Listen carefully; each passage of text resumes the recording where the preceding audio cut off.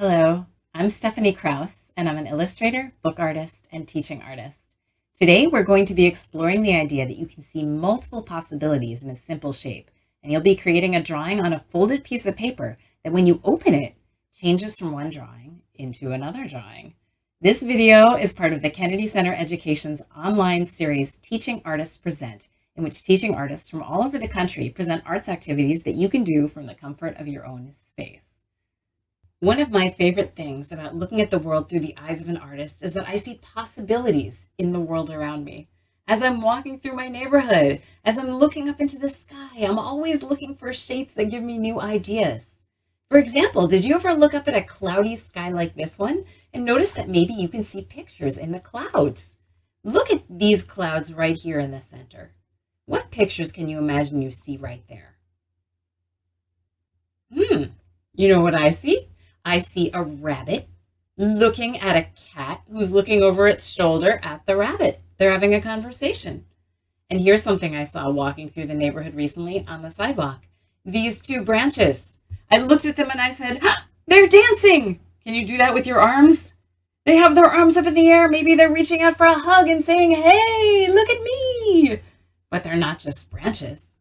And the other day I walked into the bathroom and noticed that my sink seemed to be looking at me with its cute little face. Do you see it? If you look around your space right now, I wonder if you can see any faces or shapes that you haven't noticed before. Maybe you can right now, or maybe not.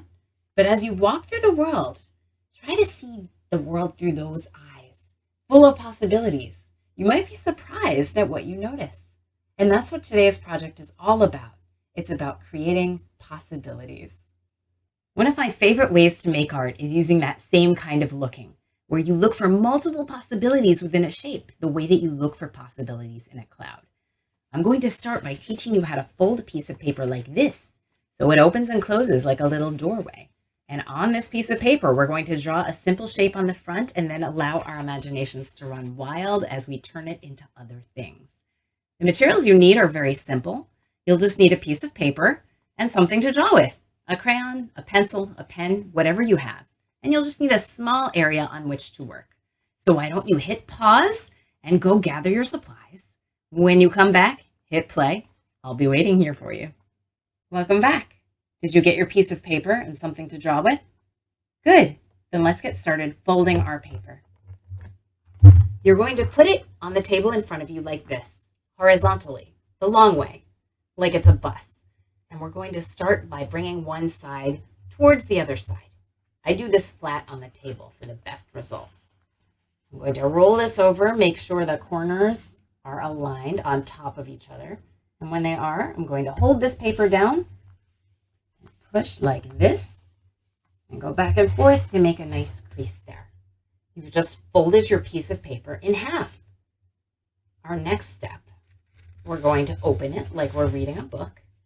And it turns out this center line and these two sides, they're pretty good friends. And they'd like to get together and meet at the center right now. So how do we do that? We're going to have to roll over one half at a time. So I'm going to start by rolling this half over. So you can even hold this to make it a little easier. Roll it over so that it pushes right next to the center. And those two friends are hanging out. Hi. They're happy to see each other. When they're lined up, I'm going to push down in the middle and go up and down. Now this poor side feels left out. We've got to get that side over. So I'm going to hold this side in this hand. And with this hand, I'm going to roll over my paper and try to bring in that side over to meet its two friends in the center. And then I'm going to go up and down here, crease it, and look what you have now. You have a piece of paper that opens and closes like this, like a little doorway, a doorway to possibilities. We're going to start our drawing by doing a shape right across the front of this whole thing. But before we start drawing, I'd like to take a minute to talk to you about shapes. There are so many different kinds of shapes that we can draw. Right here, you'll see what we call geometric shapes. They're regular and predictable. You may have heard about them in math class. Things like circles and squares and triangles, and you can see them all over your space if you look around. Look around where you're sitting right now. Can you see a rectangle anywhere? I see a lot. I also see a lot of circles. How about you? Let me show you some of what I see. I see circles in all my tape. I see rectangles and circles on my bookshelves. And we're going to go on to another kind of shape now. Organic shapes. These are the ones that are more flowy and unpredictable and have irregular edges.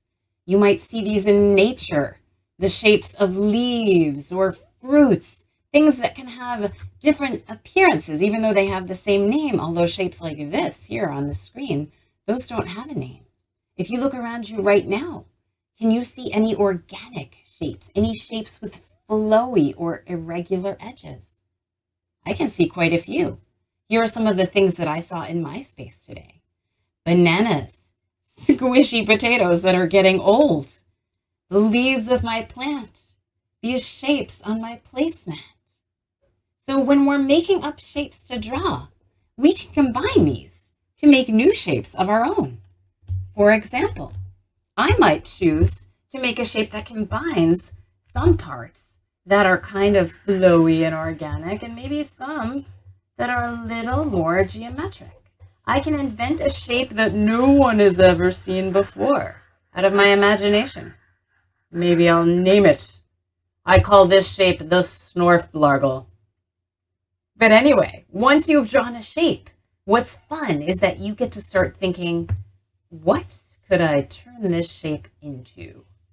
And that's what we'll be doing with today's project. We're going to start with our doors and we're going to draw a big organic shape on top of them. Here are our doors. What we're going to do is we're going to hold this closed and we are going to draw an organic, unusual shape across both doors. It can be spiky, it can be long, it can combine all sorts of things. You might just have to hold it shut as you go across so you don't accidentally draw inside. And once you have drawn your shape, once you have it, you are going to look and see if you can imagine turning this into anything. Now I see a face over here, a big horn of some kind. Actually, I see a few faces. You can do it sideways. I usually like to go vertical. And what I find is that this tends to be the most fun for me if I turn these into some kind of creature. So that's what I'm going to do.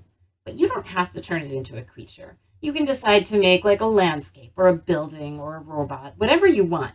These all work in different ways. So I'm going to turn this into some kind of creature. This is going to be a horn. I know that. And let's see. I'm going to make this into a mouth. And these into toes. Now, if you're making a creature, I find that it works best to keep the face on one side as opposed to going across. Now, if I needed to add legs, I might do that. This is sort of a tail. I might add more to it. I might add big swirly bits because why not? You can add anything that isn't there that you want. You can change anything. I'm going to give it very big staring eyes. Oh no, it looks kind of worried now.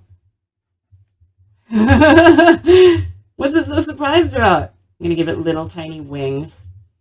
And now that I have something on the front cover, I can start changing it into other things. And this is what I love about this project. Remember, it opens. We can do one side at a time. If I open this, suddenly I'm able to draw a whole new body. If I open this side, I'm able to draw a whole new head. And so I'll do that one at a time. And the only thing to remember is once you have this part done on the front, don't draw on the front again, unless it's closed and you're making changes to both sides at once. So I'm going to start now. And here we go.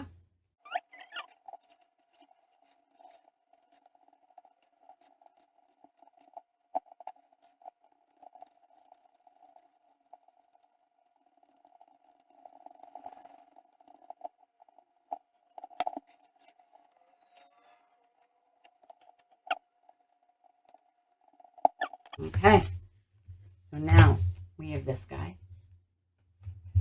We have this guy. We have this guy. And we have this guy. Once you've done the basics, you can add backgrounds. Now, if you want to do a background, you have to start with the open side. So maybe I want to add like the sea floor, and here's some seaweed maybe. But remember, we don't want to cross the center line too much. So now we can do this. Move that on a hill. We can do this. I can make it come back up that way.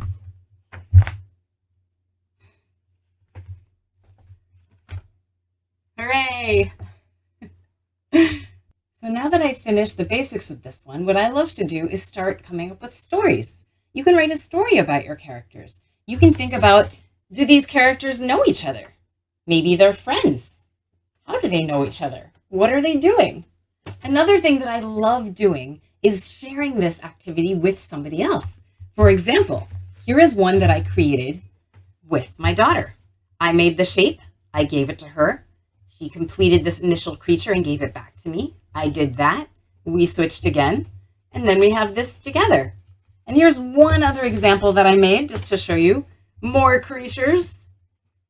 There's no limit to how you can do this. And remember, you don't have to start with a creature. You can always try to make a landscape or a building or a robot and see what happens.